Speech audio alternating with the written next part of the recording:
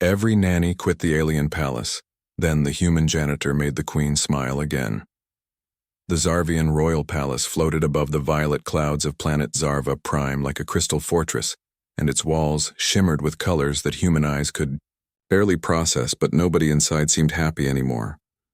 Queen Valara sat on her throne with her forearms folded, and her silver skin looked duller than usual because the palace had gone through 17 nannies in just 3 months, and her daughter, Princess Kira, had successfully driven away every single one of them. The little princess was not a bad child, but she was lonely and angry because her father, the king, had died 2 years ago, and her mother was always busy running an entire galaxy.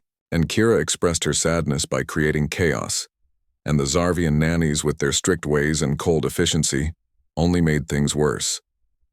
Lisa Martinez had come to Zarva Prime 6 months ago as part of the Human-Alien Cultural Exchange Program, and she was assigned the most humble job in the palace, which was cleaning the lower floors, and nobody paid much attention to the small human woman with brown hair and warm eyes who mopped the marble floors and hummed old Earth songs while she worked. One afternoon, Lisa was cleaning the grand hallway when she heard crying coming from behind a massive pillar, and she found Princess Kira sitting on the floor with tears streaming down her purple cheeks and her small antenna drooping sadly. And the child looked up at Lisa with big golden eyes that held so much pain. Most palace workers avoided the princess because she had a reputation for being difficult, but Lisa simply sat down beside her on the clean floor she had just mopped, and she did not say anything at first because sometimes silence is the best medicine. And after a few minutes, Kira spoke in broken English, which she had been learning. The princess said her mother never had time anymore, and all the nannies treated her like a problem to be solved instead of a person to be understood. And Lisa listened without judgment, and then she told Kira about losing her own father when she was young and how angry she had felt at the whole world. They talked for an hour until a palace guard found them and looked shocked to see the human janitor sitting with the princess. But Kira held Lisa's hand and refused to let go, and the guard had to report this strange situation to Queen Valara. The queen was in the middle of an important meeting with ambassadors from 5 different planets when her assistant interrupted with news about her daughter and the human cleaner. And Valara felt her heart sink because she expected another disaster, but instead, she heard that Kira was calm and actually smiling.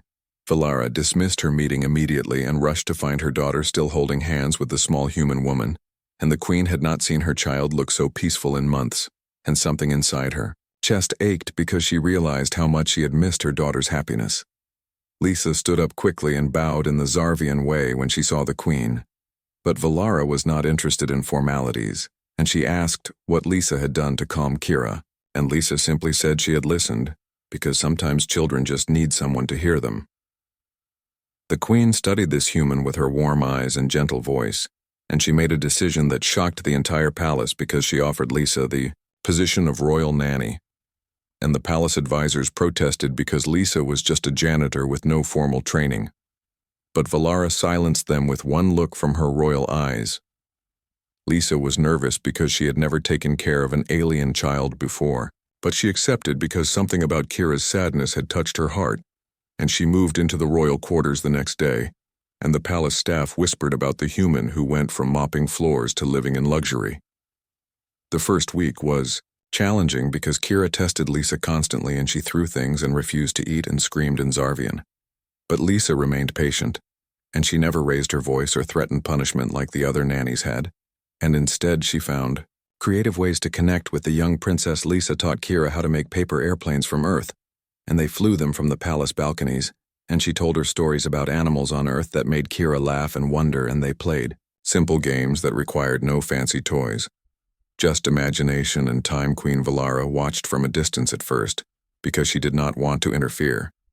But she found herself drawn to the sound of her daughter's laughter, and it had been so long since joy had filled these halls, and one evening she joined them during story time, and Lisa was reading a tale about a brave fox. The queen sat down on the floor beside them, and Kira immediately cuddled against her mother's side, and Valara realized she could not remember the last time she had simply sat with her daughter, without thinking about politics or war or trade agreements, and Lisa smiled at them both and continued reading in her soft voice. After Kira fell asleep that night, Valara invited Lisa to have tea in the royal garden, and the queen said she felt like a failure as a mother because ruling the galaxy had consumed all her time, and Lisa told her that recognizing the problem was the first step to fixing it. They talked for hours under the twin moons of Zarva Prime, and Valara found herself relaxing in a way she had not experienced in years, because Lisa did not treat her like a powerful queen who must always be strong, and instead Lisa saw her as a mother who was struggling and grieving and trying her best.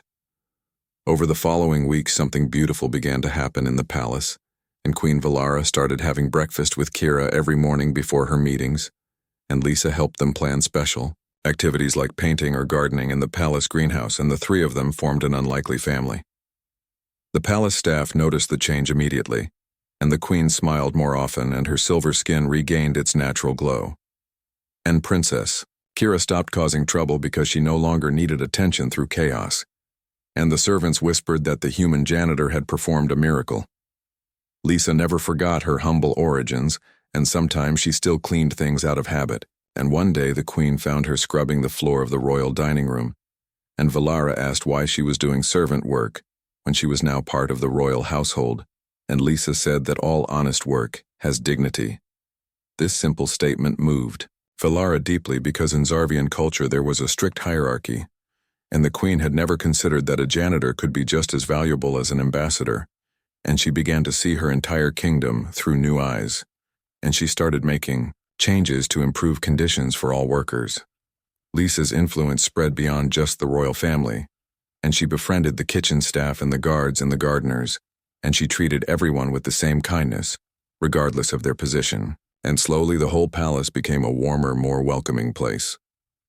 One night Kira asked Lisa if she would stay forever, and Lisa's eyes filled with tears because her contract with the cultural exchange program would end in 3 months, and she had not thought about leaving because she had grown to love this strange alien family.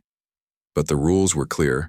Queen Valara overheard this conversation, and she realized that losing Lisa would devastate both her and Kira. And that night she contacted the human ambassador and requested a special exemption, and she offered Lisa permanent residency on Zarva Prime with full citizenship and honors. The ambassador was surprised because such offers were extremely rare, but he agreed because the reports about Lisa's positive impact on human-alien relations had been remarkable. And when Valara told Lisa the news, the human woman cried because she had found a home among the stars. Lisa said yes without hesitation, and Kira threw her small arms around her human nanny, and Valara placed her 4 hands on both their shoulders, and in that moment they became a real family, and the palace celebrated for 3 days because their princess had found happiness again. Years passed, and Lisa never returned to Earth except for brief visits, and she taught Kira about human culture and compassion, and how to lead with kindness, and the princess grew into a wise young woman who would one day be a great queen. Valara and Lisa became best friends, despite their different species, and they worked together to reform Zarvian society and make it more inclusive and fair. And the queen often said that Lisa had taught her the most important lesson, which was that love and understanding matter more than power. The story of the human janitor who became a royal nanny spread across the galaxy, and it inspired other worlds to look beyond status and species when evaluating someone's worth. And Lisa Martinez, who had once mopped floors, became a symbol of how one person's kindness can change everything. On quiet evenings, the 3 of them still sat together in the garden and watched the stars. And Lisa would think about how strange life was, because she had traveled across space expecting adventure, but instead she found family, and sometimes Valara would reach over and squeeze her hand in gratitude. Princess Kira never forgot those dark days when she felt alone, and she remembered how Lisa had simply sat beside her and listened. And as she grew older, she made sure to do the same for others who were hurting, because that was the greatest gift anyone had given her. The palace staff no longer whispered about the human who rose from janitor to royalty, because it was simply accepted that Lisa belonged there, and new workers were told her story as inspiration, and they learned that in this palace everyone was valued and respected. Queen Valara smiled more than she had in years, and her people noticed that their leader had become